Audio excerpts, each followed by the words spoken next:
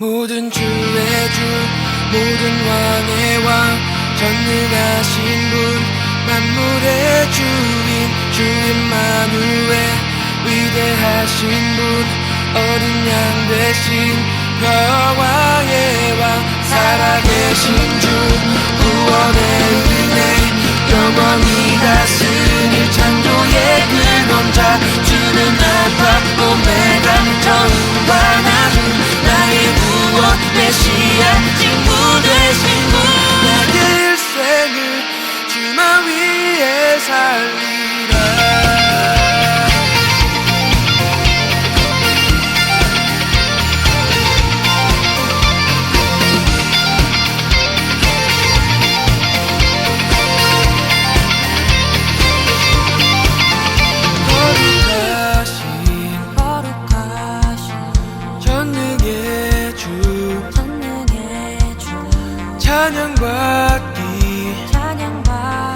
합당한 주 나의 평생 주님만을 살아가며 따르리라 모든 주의 주 모든 왕의 왕 전능하신 분 만물의 주인 주님만을 위대하신 분 어린 양 되신 여호와의 왕 살아계신 주 구원의 은혜 영원히 다스릴 창조의 근원자 주님 알파 오메가 처음과 나중 나의 구원 메시아 친구 되신 분 나의 일생을 주만 위해 살리라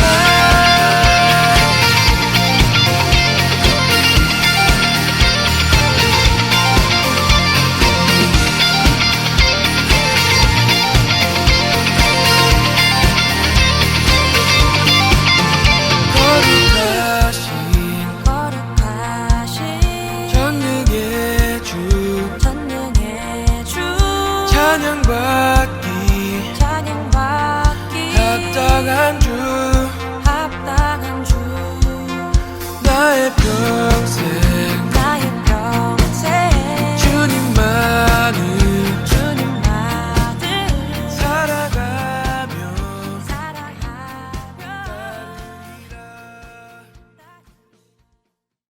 Монгол дэх өндөр хаан Баатар надах багнуу Сонгон хайрхан Библийн цуглааны ахан дүүстэй Христийн дэсний баярын мэндийг дэвшүүлье.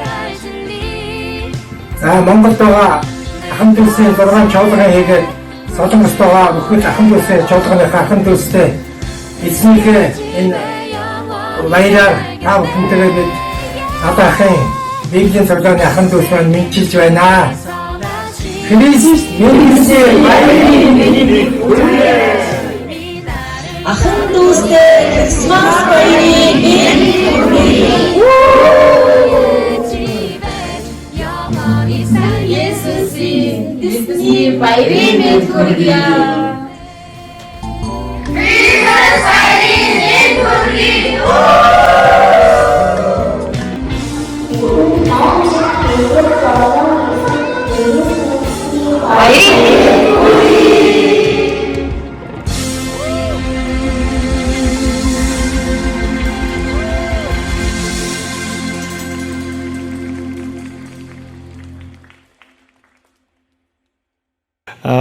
방금 우리 몽골 그 형제자매들 영상 그리고 이 몽골의 아름다운 주님 창조하신 이렇게 그 초장들 이렇게 보실 때 마음이 참 흐뭇하고 좋으셨죠. 저도 이 사진을 보니까 빨리 몽골 가고 싶은 생각이 드는데 이제 열흘 정도 남았습니다. 올 이제 7월에는 박주 형제님과 또 이소 형제님 부부 이렇게 오신다는 게 참 이렇게 저희들 생각에는 이번에 오시면 다음에 또 오실 수 있을까 생각이 들어서 잘 모시려고 하는데 워낙 몽골이 땅덩어리가 커서 돌아다니는 그 6개 교회를 다니시려면 제일 먼 데가 700km 떨어져 있어요. 그래서 기도를 좀 해주시면 좋겠다 하는 생각이 듭니다. 오늘 제가 서울 북북교에 오기 위해서 기도하면서 오늘 새벽에 아침에 이렇게 기도 산책을 하면서 주님 앞에서 어떤 말씀을 나눠야 되나 하는 기도를 하면서, 물론 이제 미리 준비를 해놓긴 했지만 하나님이 또 어떤 말씀을 하실까 하는 기대하는 마음으로 아침에 기도를 하면서 하나님과 좋은 시간을 제가 보냈어요. 그때 이렇게 주님이 저에게 떠올리셨던 말씀이 있는데, 먼저 그 한 구절을 읽고 시작하도록 하겠습니다. 전도서입니다. 1장 14절. 전도서 1장 14절입니다. 한번 같이 읽겠습니다. 한 구절이니까. 시작. 내가 해 아래에서 행하는 모든 일을 보았노라. 보라, 모두 다 헛되어 바람을 잡으려는 것이로다. 아멘. 이 솔로몬 왕이 어떻게 인간이 누릴 수 있는 그 모든 것을 다 누렸다고 생각이 됩니다. 그죠? 하나님께서 그에게 그가 원했던 지혜뿐만 아니라 부귀도 주시고, 그가 할 수 있는 그 모든, 누릴 수 있는 것도 아버지를 통해서 다 물려받았죠. 요즘 말로 말하면 정말 금수저죠. 모든 걸 다 받았죠. 그랬던 솔로몬 왕이 실제로 끝까지 주님을 경외하고 지혜롭게 살았으면 참 좋았겠지만, 그의 생애를 보면 참 안타깝고, 그리고 그것을 통해서 하나님께서 우리에게 교훈하시는 것이 있다 생각이 듭니다. 이 전도서에서 그가 말하려고 하는 그 내용을 한마디로 요약한다면 이 14절에 방금 읽었던 내용이 아닐까라 생각이 듭니다. 내가 해 아래서 행하는 모든 일을 보았노라.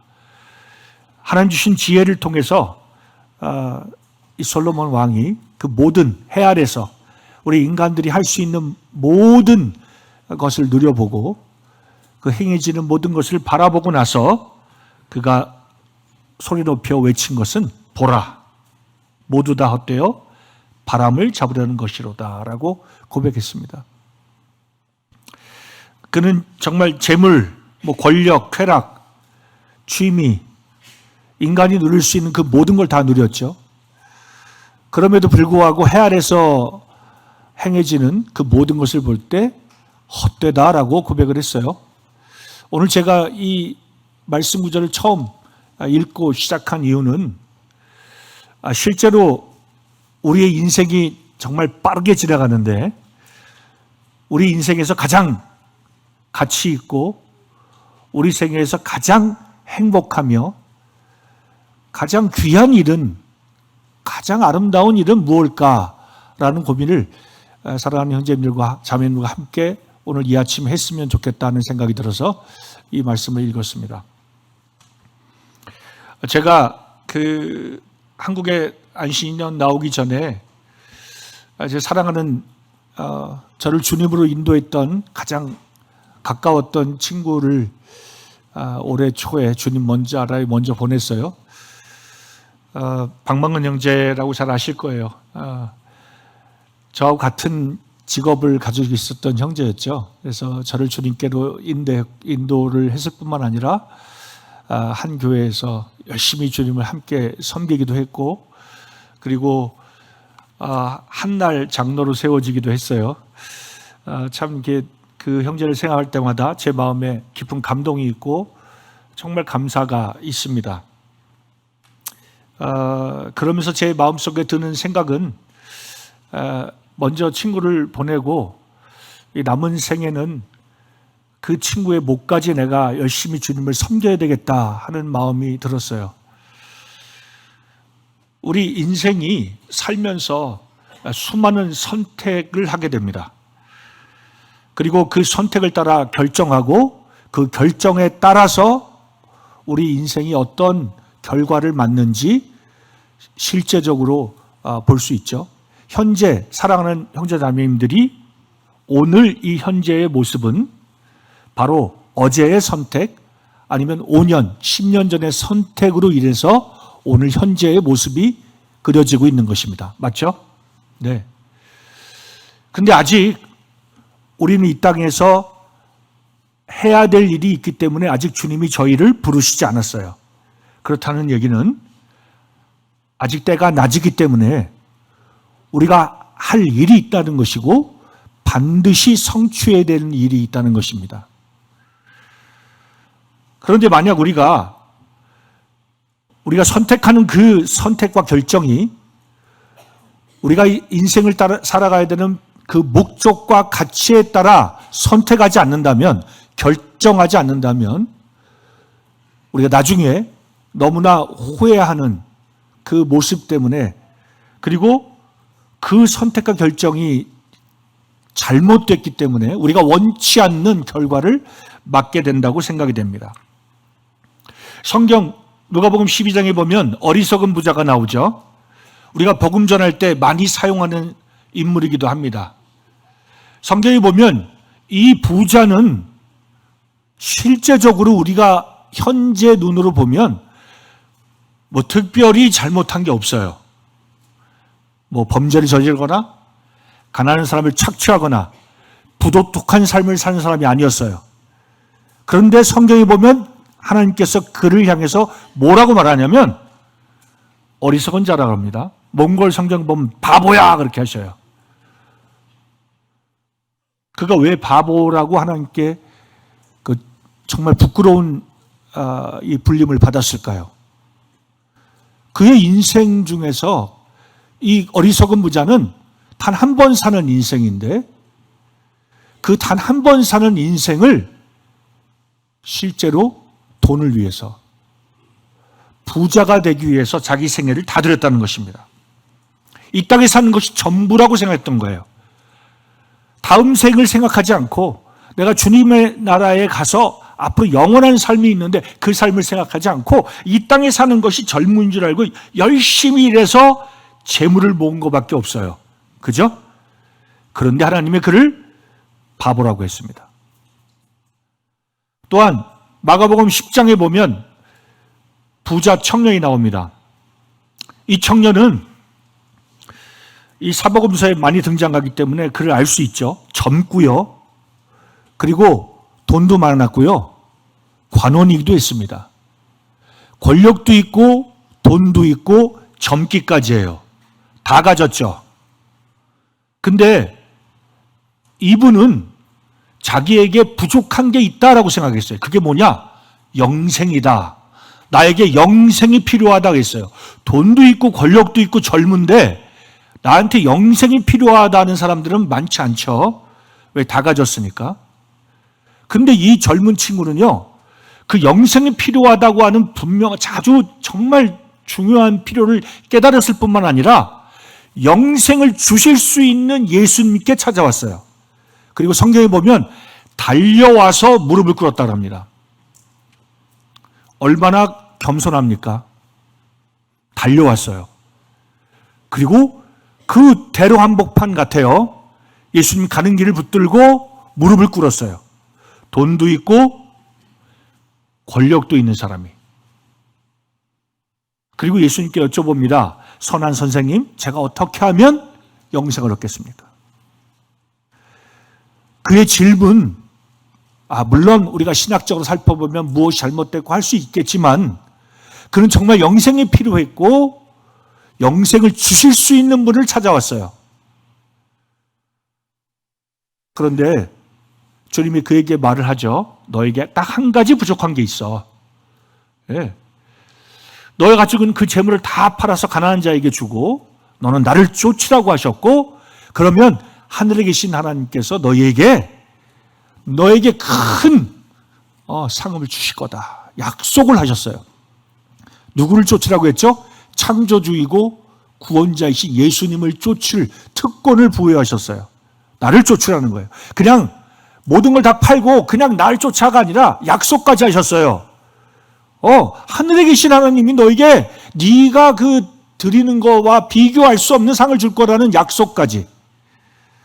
그 순간 이 젊은 이 친구는요, 순간적으로 고민합니다. 왜요?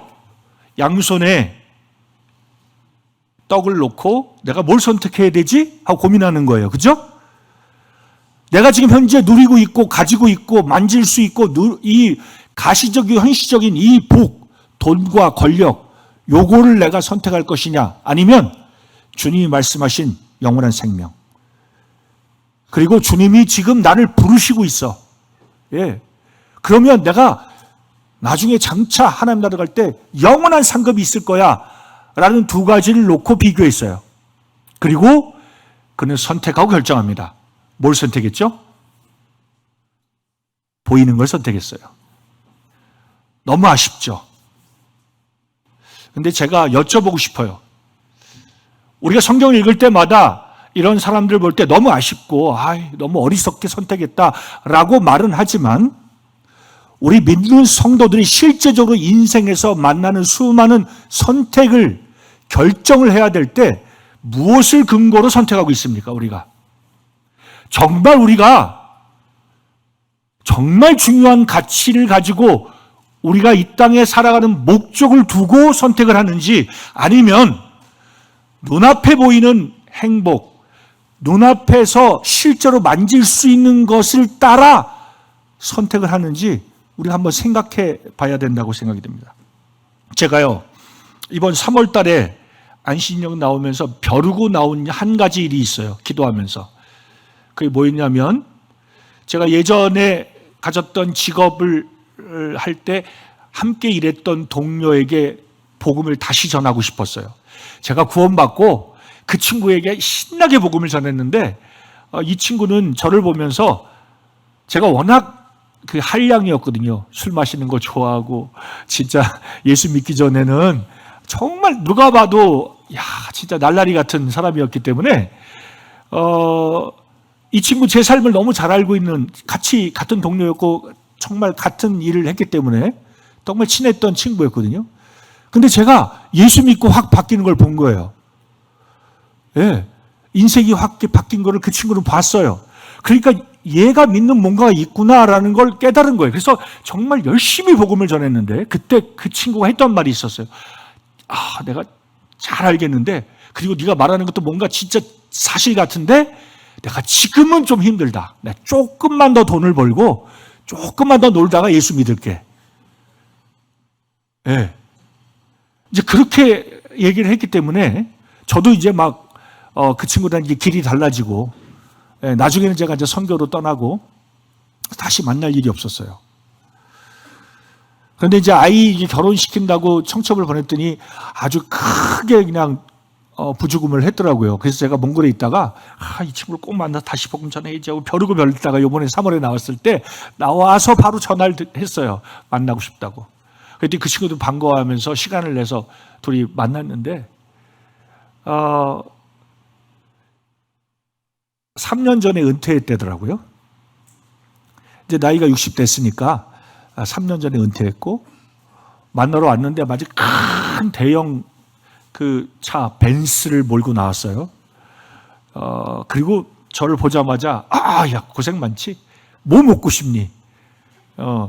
소고기가 먹고 싶니? 회가 먹고 싶니? 마음껏 사주겠다는 거예요. 제가 그랬어요. 3년 전에 은퇴한 사람이 무슨 돈이 있다고 내가 사줄게. 그랬더니 내가 여태까지 그냥 있었겠냐. 은퇴하기 전에 이미 나 건물 하나 사놨고, 건물을 통해서 계속 월세가 나오니까 내생 걱정하지 말고 마음껏 먹어라 그러더라고요. 그래서 근황을 물어봤더니 난 매일 요즘 뭐 하고 있냐면, 집 근처에 오피스텔 하나 더 놓고 아침에 출근하고 뭐 골프나 치러 다니고, 그다음에 뭐 몸이 조금 뻐득하면 뭐 헬스도 좀 하고, 가끔씩 옛날에 사업하던 사람들을 만나기도 하고, 코인이나 하고 주식이나 한다. 용돈 벌라고. 제가 너무 마음이 안타까웠어요. 그걸 들을 때. 오늘 성경 제가 처음 시작하면서 얘기했던 그 부자하고 똑같은 삶을 사는 거예요. 이 인생이 마지막인 한 번 살고 끝나는 걸로 생각하기 때문에 여기서 그냥 그 친구는 돈을 열심히 벌려고 이제 살았고 모든 그렇게 부자는 아니겠죠. 근데 제 나이 또래 사람들이 다 요즘 걱정하는 게 뭐죠? 노후 대책. 맞죠? 요즘 인생 길대는데 100세 시대라는데 60에 은퇴해서 아니 좀 더 하면 60 몇 세에 은퇴하면 그 뒤에 뭐 할 거냐 이거 전부 다 화두예요. 저한테도 심지어는 어제 어느 형제님 물어보시더라고요. 은퇴하고 뭐 할 거야? 막 이러고. 은퇴 준비 됐냐고. 우리 사회가 점점 노령화가 돼가니까 더욱더 이 문제가 우리 마음속에 크게 와닿는 것 같아요. 제가 서울 북부교회 오니까 저보다 더 연세 많으신 분들이 많은 것 같아요. 제가 아래 지방에 말씀을 전하러 한번 주님이 갈 수 있는 기회를 주셔서 갔더니 저랑 동갑인 형제님이 되게 힘들어 하시더라고요. 3개월 전에 은퇴하셨대요. 정년 퇴직하시고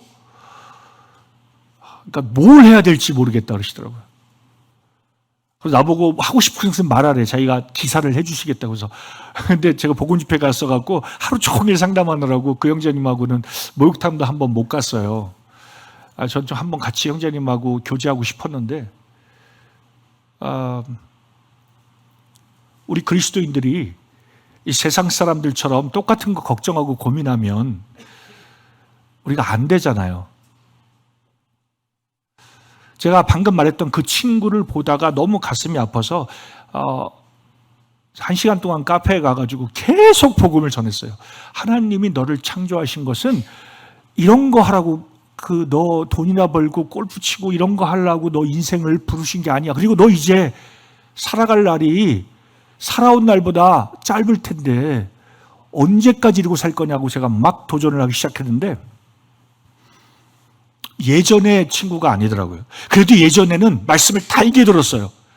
그리고 고민도 하고 내가 조금만 더 돈을 벌고 나중에 내가 믿을게 했던 그 친구가 제가 1시간을 계속 괴롭히니까 그만하고 가라 그러더라고요.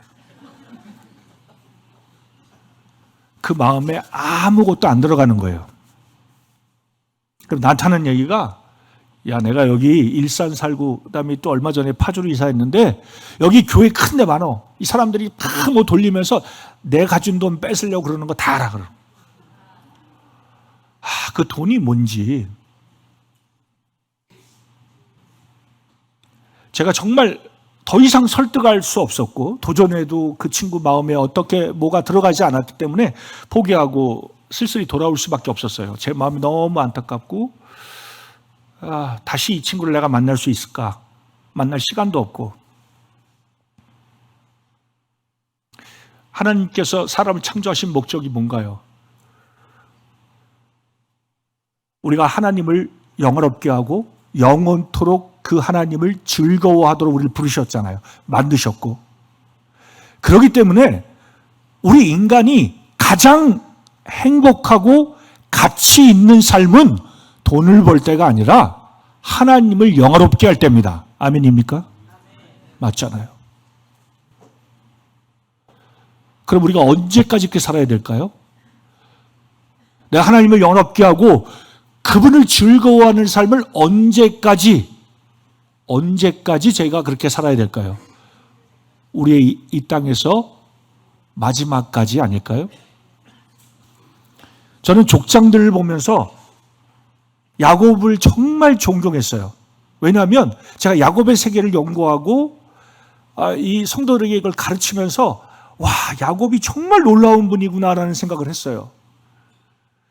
그가 정말 젊었을 때는 자기 멋대로 자기 지혜와 자기의 능력을 의지해서 인생을 살았지만 그가 야복강에서 환도뼈가 부러지고 난 뒤에는 정말 주님을 의지하고 그의 그렇게 자기 멋대로 사는 사람이 자기가 원하는 데 살았던 사람이 그 사랑하는 요셉이 이집트의 총리가 됐고 아버지를 만나고 싶어서 그 불렀다는 말을 들음에도 불구하고 그가 버선벌로 달려가지 않고 하나님 앞에 단을 쌓고 두려워하는 모습. 그때 주님께서 야곱아 두려워하지 말라라고 했어요. 그럼 뭘 두려워하고 있냐면 그렇게 사랑하는 아들이 실제로 살아있다는 소식을 얼마나 반가울까요? 아마 진짜 아무 생각 없이 뛰어갔을 것 같아요. 옛날에 야곱 같다면. 근데 야곱은 그런 소식을 들었는데도 하나 앞에 제단을 쌓습니다. 그리고 자기 할아버지가 이집트 내려가면 어떤 일이 있었는지 그는 잘 알고 있었어요. 이집트가 어떤 곳인지. 그래서 아무리 사랑하는 아들이 거기 있지만 내가 거기를 내려간다는 건 하나님 뜻에 거절되는 것이다 생각했기 때문에 두려워했던 거예요. 근데 하나님이 두려워하지 말라고. 족장들의 인생을 보면요, 그들이 늙었을 때 어떻게 살았는지에 대해서 별로 내용이 몇 줄 없습니다. 이삭은 실제로 그가 눈이 잘 안 보일 때에 하나님의 약속 잃어버리고 큰아들에게 축복하려고 했죠. 그죠? 그 큰아들이 에서가 잡아오는 사냥한 고기를 좋아하니까. 그는 분명히 아내가 임신했던 당시에 하나님의 말씀 들었던 사람인데 그 살면서 분별력을 잃은 거예요. 눈만 흐려진 게 아니라 영적인 분별력도 흐려진 거예요. 사랑하는 성도님들 기억나십니까? 야곱은요, 그 눈이 흐려졌을 때 요셉이 두 아들 데리고 오죠. 그 축복할 때 요셉의 눈을 봤을 때는 장자에게 오른손을 얹어주셔야 되는데 반대로 하신 거예요. 그러니까 아버지 하고 요청드렸어요. 그러니까 야곱이 오라고 합니까? 내가 눈이 흐린 게 아니라는 거예요. 나도 안다는 거예요. 그는 하나님의 약속의 말씀, 그리고 하나님이 그 당시 바로 그 시간 하시는 그 음성을 듣고 있는 사람이었어요. 늙었어도. 그래서 저는 성경에서 정말 이 야곱을 존경할 수밖에 없는 또 한 말이 있죠. 그가 침상에서 지팡이를 의지해서 주님을 경배한다는 거. 제가 50대 초반쯤에 갱년기가 왔어요. 정말 죄송합니다. 그런 얘기 하기에 좀 부끄러운데 제가 원래 뭐 이렇게 힘들어하는 사람이 아니거든요. 예. 에너지가 넘치고. 근데 50대 초반에 제가 성경학교, 몽골 성경학교를 통역을 하는데 팔이 안 올라가는 거예요. 50견이 와서 너무 힘들고, 그리고 의욕이 없어지더라고요. 갑자기 막 운전하고 저 시골을 가야 되는데 예전 같으면 뭐 그거 별로 힘든 일이 아니었는데 막 가고 싶지 않은 마음이 일어나는 거예요. 그래서 내가 왜 이러지 하고 제가 굉장히 이상했어요. 팔이 안 올라가서 이거 어떻게 해야 되나 해서 한국에 있는 형제에게 전화해서 물어봤더니 운동을 하래요. 그러니까 지금 형제님 나이에는 그런 게 올 수 있으니까 운동을 열심히 하라 그러더라고요. 그래서 제가 그때부터 막 근육 운동을 하기 시작했어요. 팔이 안 올라가고 너무 힘드니까. 근데 몇 개월이 지나니까 팔이 막 올라가고, 그리고 그 마음에 제가 막 이렇게 의욕이 없던 게 언제 없어졌지? 이게 모르게 싹 없어졌어요. 그래서 제가 육체가 힘들면 마음도 힘들어진다는 걸 경험해 봤어요. 근데 야곱은 그가 눈도 안 보이고, 그리고 그 실제로 자기가 그렇게 막 마음껏 절로 가고 싶으면 저리 가고 이렇게 자기 인생 이렇게 살았는데, 이제 지팡이를 야복강에서부터는 지팡이 의지하고 살았잖아요. 그 침상에서도 주님을 경배하는, 우리가 이렇게 살아야 되지 않을까요?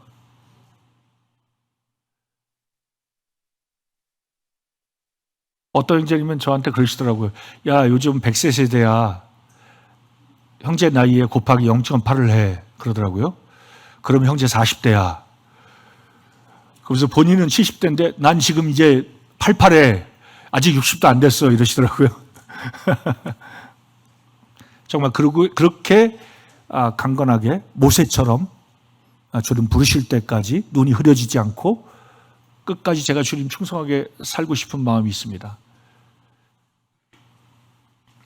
그럼 우리가 우리 인생을 어디에 가장 가치를 두고 살아야 할까요? 우리가 하나님을 영화롭게 하고 영원토록 그분을 즐거워하는 삶, 이 삶을 살기 위해서 우리가 무엇을 해야 가장 가치 있는 삶일까요? 그럼 우리 성경에 예수님께서 명확하게 말씀하셨죠. 그걸 한번 보도록 하겠습니다. 누가복음 말씀입니다. 마지막 장입니다. 24장. 이건 마태복음 28장과도 동일한 주제입니다. 44절로 48절입니다. 또 이르시되 내가 너희와 함께 있을 때 너희에게 말한 바 곧 모세의 율법과 선지자의 글과 시편의 나를 가리켜 기록된 모든 것이 이루어져야 하리라 한 말이 이것이라 하시고 이에 그들의 마음을 열어 성경을 깨닫게 하시고 또 이르시되 이같이 그리스도가 고난을 받고 제3일에 죽은 자 가운데 살아날 것과 또 그의 이름으로 죄사함을 받게 하는 회개가 예루살렘을 시작하여 모든 족속에게 전파될 것이 기록되었으니 48절입니다. 너희는 이 모든 일의 증인이라. 아멘. 예수님께서 부활하시고 승천하기 전에 제자들에게 당부하신 마지막 대사명입니다. 그죠?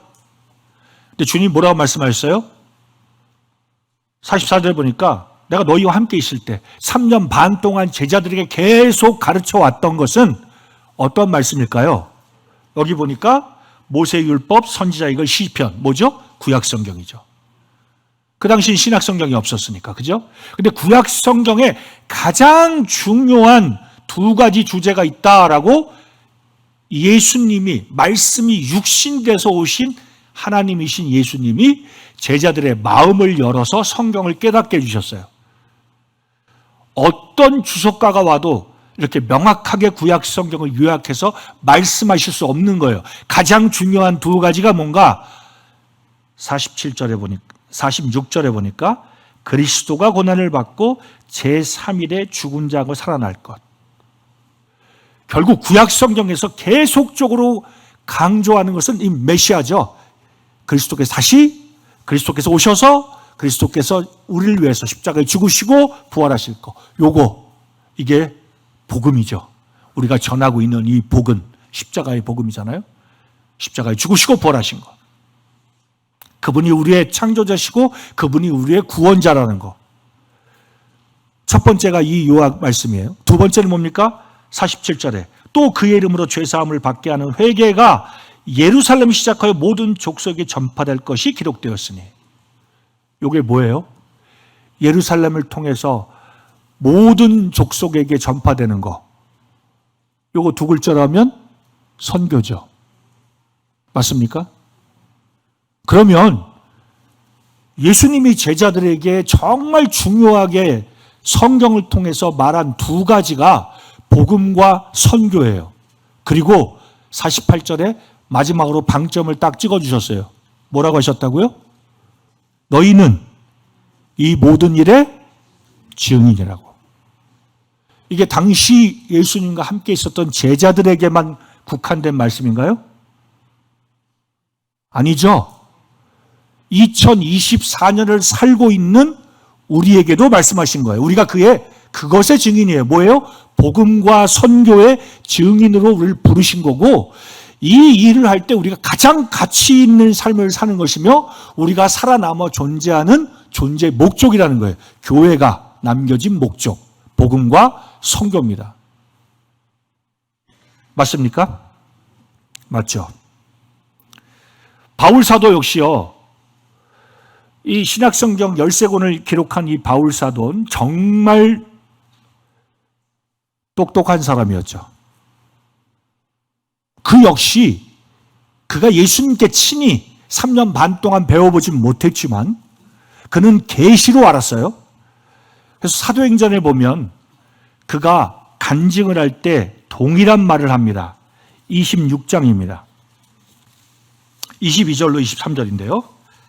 하나님의 도우심을 받아 내가 오늘까지 서서 높고 낮은 사람 앞에서 증언하는 것은 선지자들과 모세가 반드시 되리라고 말한 것밖에 없으니 구약 성경 가지고 얘기하죠. 이 당시도 신약 성경이 기록이 안 돼 있으니까, 그죠? 선지자들과 모세가 얘기한 게 바로 구약 성경이잖아요. 23절에 뭐라고 합니까? 이 성경을 정말 잘 알고 있는 이 바울 사도가 뭘 얘기해요? 곧 그리스도가 고난받으실 것과 죽은 자 가운데서 먼저 다시 살아나사, 복음이죠. 그죠? 예수님과 똑같은 말씀을 해요. 두 번째 뭡니까? 이스라엘과 이방인들에게 빛을 전하라 함이라. 선교죠. 예수님과 똑같은 말을 하잖아요. 바울 사도는 예수님과 함께 돌아다니지 않았지만 그가 다메섹 도상에서 예수님을 만나고 그 계시로 말미암아 내 인생을 마지막까지 달려야 될 분명한 사명, 가장 가치 있는 목적이 뭔지를 명확하게 알았어요. 복음과 선교. 맞습니까? 그러면 서울 북북교회가 존재하는 목적, 그리고 내가 주님 부르실 때까지 살아야 되는 분명한 목적은 복음과 선교죠. 맞습니까? 제가 무슨 선교 일을 하니까 선교를 강조하는 거예요? 아니잖아요. 예? 예수님과 또 그의 사도였던 바울이 성경이 증거해 주는 거잖아요.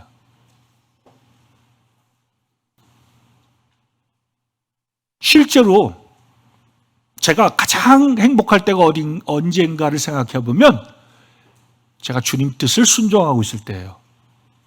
주의 뜻이 뭐죠? 이 복음과 선교를 위해서 우리를 남겨두신 거잖아요. 이 뜻을 순종할 때가 가장 제 마음에 살아가는 보람을 느끼고 행복하고 가치 있게 느껴져요. 맞습니까? 모든 성도들이 동일하죠.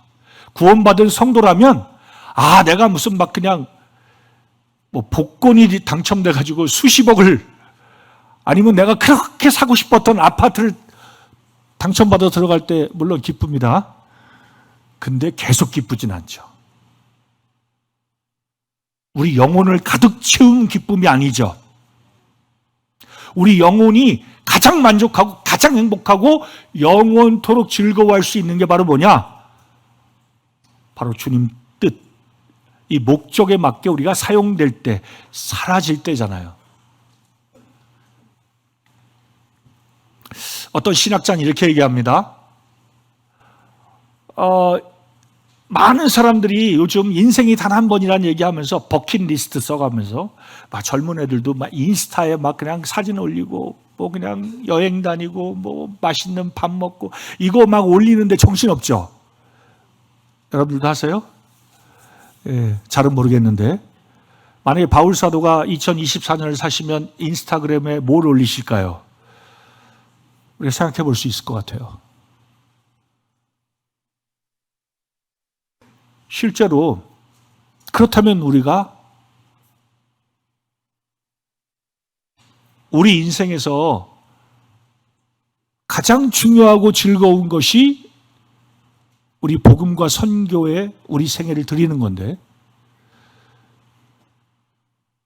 우리가 천국 가서 할 수 없는 게 이 단 한 가지인데, 우리 주님을 예배하고 노래하고 교제할 수 있지만 복음은 전할 수 없잖아요. 천국에서 할 수 없는 거 단 한 가지, 전도예요. 복음을 전할 수 없어요. 우리가 이 땅에서 할 수 있는 거예요, 유일하게. 그리고 하나님이 이 땅에 우리를 남겨두신 목적이기도 해요. 그런데 사단은 너무나도 싫어하죠. 교회가, 성도가 복음과 함께 고난받기 시작하고 복음과 함께 협력해서 한마음 한뜻으로 일하는 걸 제일 싫어합니다. 그래서 성도들의 마음을 갈라지게 하고 형제들을 서로 미워하게 하고 서로 반목하게 하고 결국 그 일을 못하도록. 맞습니까? 예전에 우리 모임을 이 계시록에 있는 교회, 대표적인 교회 얘기할 때 빌라델피아 교회야, 우리는 형제사랑의 교회야. 예? 정말 적은 것 갖고도 충성스럽게 우리에게 열린 문이 있어 자신 있게 얘기했잖아요.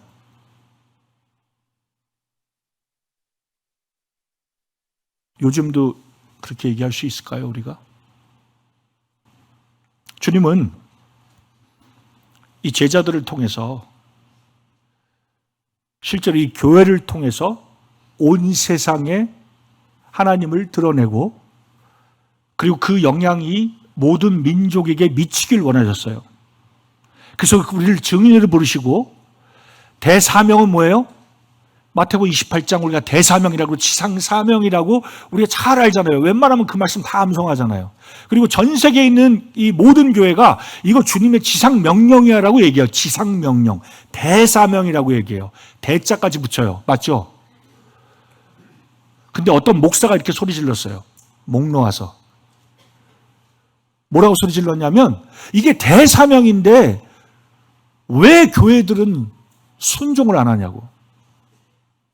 우리가 대사명 맞아요 라고 인정은 하는데 이게 대사명이라고 인생을 조종하지 않는다.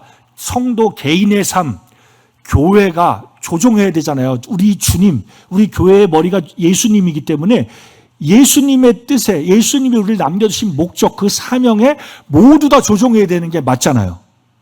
그 성도 개개인은 복음과 선교라는 그 대주제 아래서 내 모든 인생을 선택하고 결정해야 되잖아요. 우리 청년들도 마찬가지입니다. 내가 대학을 갈 때 왜 대학을 갑니까? 우리가 주님을 영화롭게 하는 거예요. 근데 그 선택할 때의 그 목적은 결국 복음과 선교 때문에 내가 이 과를 선택한다는 거예요. 내가 왜 결혼을 하죠? 우리 둘이 행복하게 살려고요?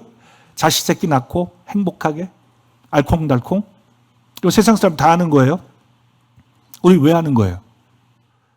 하나님 영화롭게 복음과 선교를 위해서 결혼하는 거잖아요. 맞나요? 제가 너무 지나치게 확대 해석했나요? 맞죠? 우리가 어느 지역에 살 거야. 그 지역을 선택하는 이유가 뭘까요? 우리가 지역교회에 가까운 데 이사 오는 이유가 뭘까요? 우리가 지역교회 안에서 복음과 선교를 열심히 섬기고 싶으니까 사는 지역을 선택하는 거예요. 내 직업도 마찬가지고. 그 모든 삶의 조종의 그 목적은 복음과 선교여야 됩니다. 맞아요? 맞죠? 근데 우리가 어떻게 선택해요? 월급 많이 주면 선택하죠.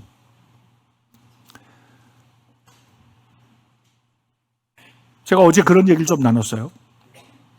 18세기, 19세기 때 선교사들의 평균 수명이 6개월이었답니다. 왜냐하면 선교지 가다가 막 배 타고 가니까 막 풍랑망나면 풍랑 속에 죽고 간신히 잘 도착했는데 말라리아에 걸려 죽고 모기에 물려서 아니면 그것도 잘 이겨냈는데 거기 원주민에게 핍박받아 죽고 그러니까 평균 수명이 6개월이었대요. 그리고 지금처럼 비행기가 없어요. 안식년이라는 것도 없었어요. 그때는. 저는 3년에 한 번씩 3개월 잘 쉬고 있는데 그분들은 한 번 가면 언제 올지 몰라요. 그런 시스템이 없었어요. 가면 죽어야 올 그 시체도 못 보던 거죠. 뼈를 묻으니까. 제가 젊었을 때는요, 와, 이렇게 선택하는 선교사들 정말 놀랍다. 진짜 자기 세계를 완전히 드리는구나. 막 제가 그렇게 이분들이 정말 놀라운 선택을 했다고 막 그랬는데 제가 이제 제 자녀들이 장가가고 이런 나이가 되니까 반대로 생각돼요. 저 자녀들을 보낸 부모의 믿음이 놀랍다.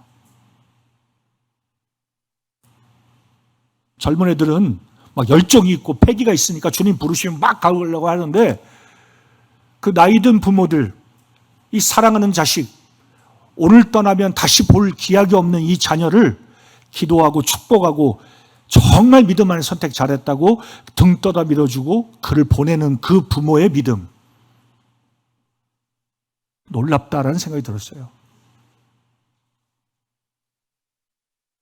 사랑하는 형제자매님들, 혹시 자녀들이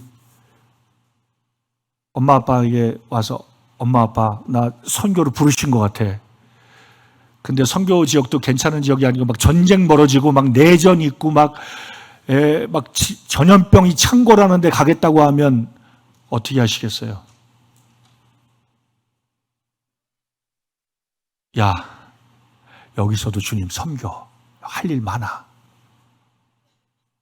이렇게 얘기하시겠어요? 야, 사역은 뱀처럼 피하라 그랬어. 다시 기도해봐. 아니면 잘했다 우리 아들.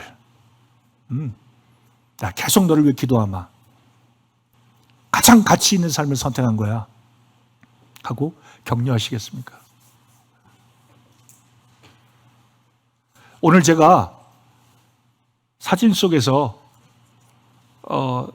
나왔는지 모르겠는데 작년에 저희가 그 초이발산에 700km 떨어진 곳에 한 교회를 파송했거든요. 한 가정을 보냈어요. 형제의 나이가 제 큰아들하고 동갑이에요. 18살에 울란바토르로 와서 거의 한 10년을 제가 양육하고 훈련했던 형제예요. 교대를 졸업했고 그 아내는 공부를 더 많이 했어요. 중국 유학도 갔다 오고 그리고 회계사가 될 수 있는 자매였어요. 한국도 회계사는 돈 많이 벌죠.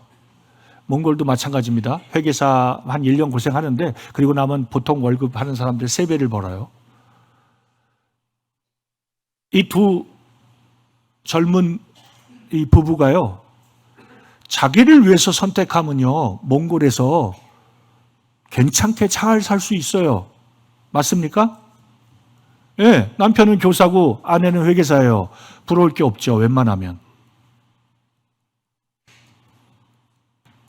근데 형제 부부가 제자훈련하면서 그 좋은 직장 다 그만두고 저희 회사에 취직하겠대요. 저는 참고로 유령 회사를 해요. 선교사인데 이게 비자 받아야 되잖아요. 그러니까 실제로 정부로부터 비자를 받기 위해서 물론 유령 회사에서 회사가 없는 건 아니에요. 있어요. 근데 수입이 별로 없죠. 일을 안 하니까 잘. 근데 거기에 와서 일을 하겠다는 거예요. 야, 우리 회사에는 회계사가 별로 할 일이 없는데 그거 계산할 게 많아요. 회계사도 필요하지. 월급도 얼마 주지 못하고. 그 두 사람 월급을, 한 사람 월급도 보통 일반 한 사람도 월급도 제대로 채워 못 줄 텐데 내가 그랬어요. 근데 그들이 실제로 수년 동안 울란바토르 교회에서 주님 배우고 경험하고 배우면서 그렇게 월급으로 잘 살았어요. 그리고 애 하나 낳고 그리고 초이발산 보낼 때요. 거기 왜 보냈냐면 모친 한 분이 구원받으셨어요. 3년 전에. 왜? 울란바토르 교회 한 자매님의 어머니가 딸 보러 오고 일 보러 수도에 울란바토르 오셨다가 복음 들으시고 구원받으셨어요. 일 끝나고 돌아가셨어요. 고향으로 700km 떨어진 곳에. 근데 코로나가 터져갖고 줌으로 예배해서 1년은 모였어요. 근데 우리 줌 예배 1년 만에 걷어치웠거든요. 그랬더니 모친이 물어봐요. 어떻게 해요, 저? 이제 어떻게 해요? 이거 주님이 하신 거잖아요. 한 분이라도 성도고. 그래서 교회 일꾼 10명 데리고 갔습니다. 운전해서 가서 우리 한번 돌아보자. 주님 뭐라고 말씀하는지 보자 하고 그 시내를 다 돌아다녔어요. 이 러시아와 몽골과 중국의 국경에 있는 시예요. 그 10명의 일꾼들이 다 보고 와 저녁에 와서 식사하면서 한번 주님 뭐라고 감동했는지 얘기해보자 할 때 10명이 똑같이 하나님이 여기에 교회가 세워진다고 말씀하셨다는 거예요. 그 주님 뜻이다. 근데 그 중에 한 명이 그 형제였어요. 돌아와서 저한테 하더라고요. 주님이 보내시면 그곳에 제가 가겠습니다. 자매가 만삭이었거든요. 둘째. 교회가 함께 기도하면서 결정하고 그 가정을 보냈어요. 형제자매들 어떨까요? 만약에 우리 아들이 700km 떨어진데 모친님 한 분이 있대. 거기 가서 내가 주님 섬기겠다고 하면 보내주시겠어요? 아주 잘한 선택이야. 예? 교사, 회계사 그런 거 안 하고 그 주님 섬기겠다고 하면 박수 쳐주시겠냐고요.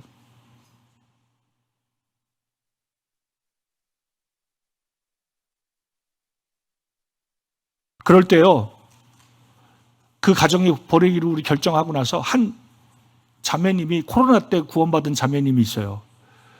제자훈련 하다가 이 자매님이 감동이 돼가지고 뭐라고 하냐면 그렇게 먼 지역으로 가는데 자동차가 필요하지 않겠냐. 이 자매님이 산동네 살고요. 애가 5명이에요. 애들이 어려.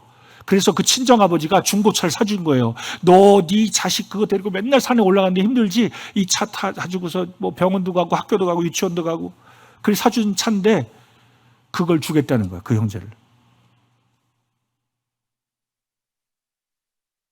그때 우리 교회에 주차장에 차가 10대 있었어요. 제 차 포함해서. 네, 그 엄마죠. 얼마 안 된 자매는 주님의 사랑에 겨워서 차를 주겠다는데 나머지 9대 저를 포함해서 이 형제에게 차를 줘야지 했던 사람이 없던 거예요. 부끄러웠어요.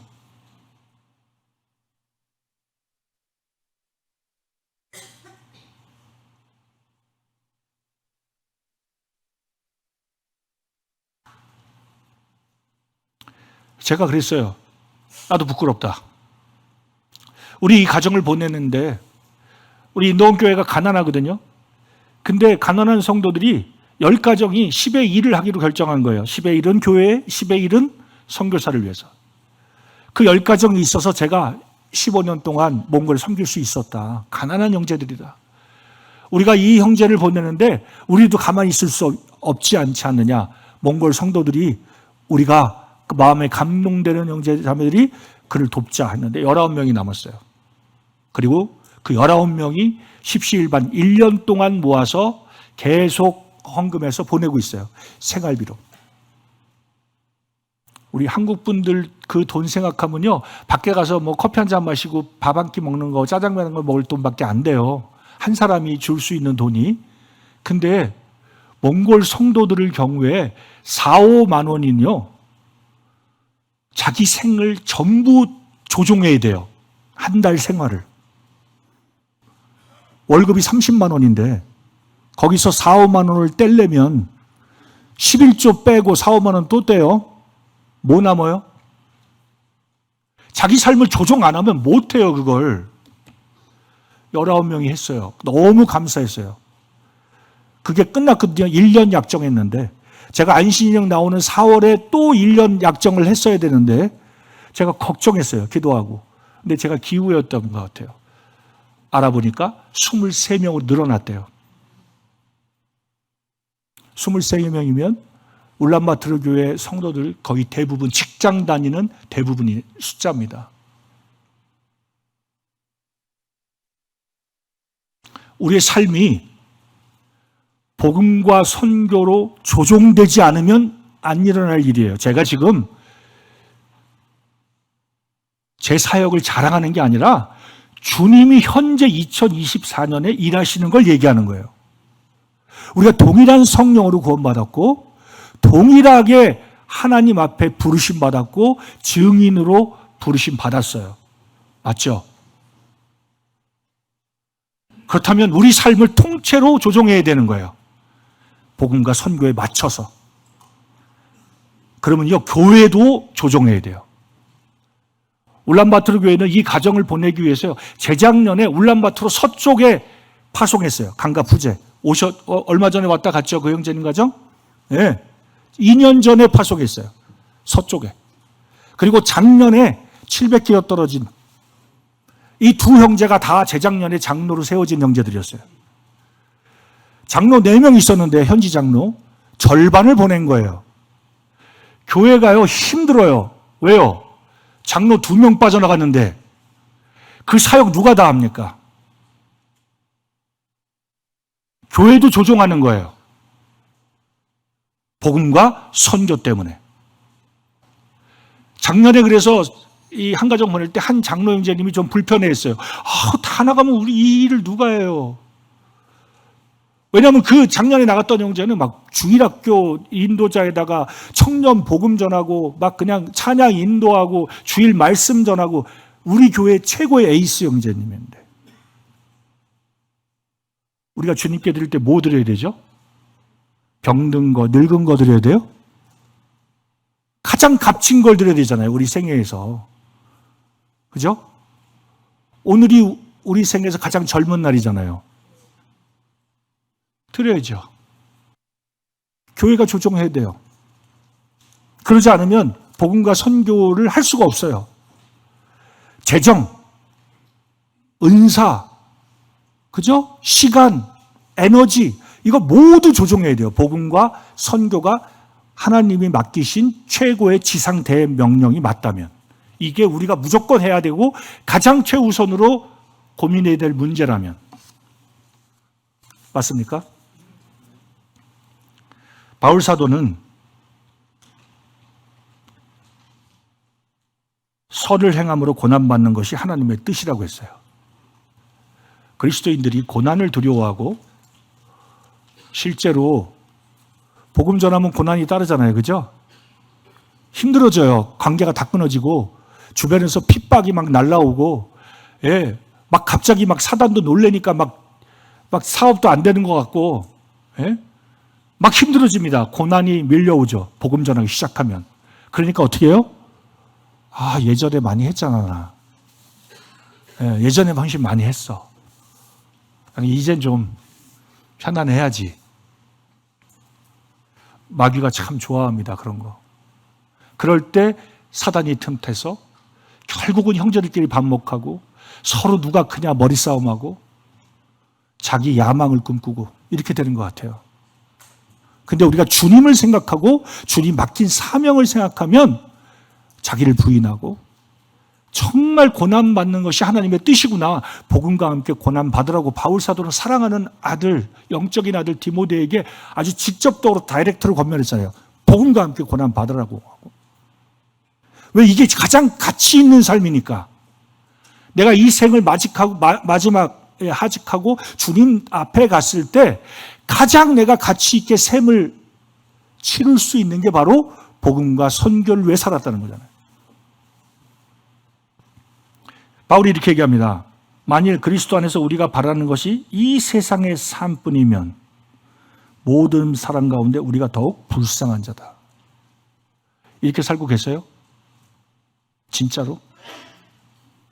세상 사람들이 우리 볼 때 막 불쌍하게 주님 섬기고 막 헌신하고 그렇게 살고 계세요? 아니면 적당히 살고 계세요?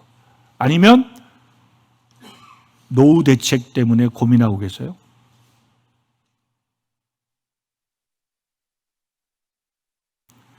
우리가 만약에 이 땅이 전부면 최고로 안전하고 지나친 위험은 극도로 피하고 아주 조심스럽게 살아야 되죠, 인생을. 그죠? 예? 그게 지혜잖아요.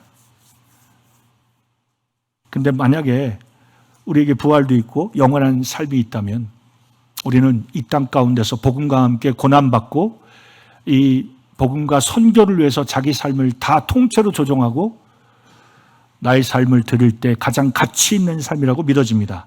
맞습니까? 마지막으로 제가 끝내면서 질문하겠습니다. 어떻게 하시겠습니까? 우리가요, 말씀 들으면 맞아 하고 잘하세요. 동의를. 거듭난 성도도 이거 동의 안 하면 거듭난 분이 아니죠. 근데 문제는 맞아라고 얘기하면 내가 조종했다고 착각을 해요. 사단은 그렇게 우리를 빠뜨립니다. 조종은요, 삶에 헌신을 하고 내 삶을 통째로 바꾸는 게 조종이에요. 조종하지 않으면 열매가 없어요. 주님께서 얘기한 추수의 법칙 제일 중요한 게 뭐죠? 심어야 거둬요. 심지 않으면 거둘 게 없잖아요. 우리가 복음과 선교를 위해서 우리의 생애를 드리고 헌신하고 조종하고 심는 그런 서울 북부교회가 되기를 진심으로 기원하겠습니다. 기도하겠습니다. 주님, 감사합니다. 오늘 사랑하는 우리 서울 북부 형제님들과 말씀을 나눌 수 있는 기회를 주셨고, 또한 우리 인생에서 가장 가치 있는 삶이 이 복음과 선교라는 것을 다시금 생각하게 하신 주님 앞에 감사합니다. 모든 성도들이 잠을 자지 않고 깨어서 실제적으로 이 주님의 우리의 부르심, 이 복음과 선교의 자기 삶을 조종하고 교회 역시 조종하는 그런 놀라운 심는 역사가 북부에 일어날 수 있도록 축복하여 주시옵소서. 감사하며 예수님 이름으로 기도드렸습니다.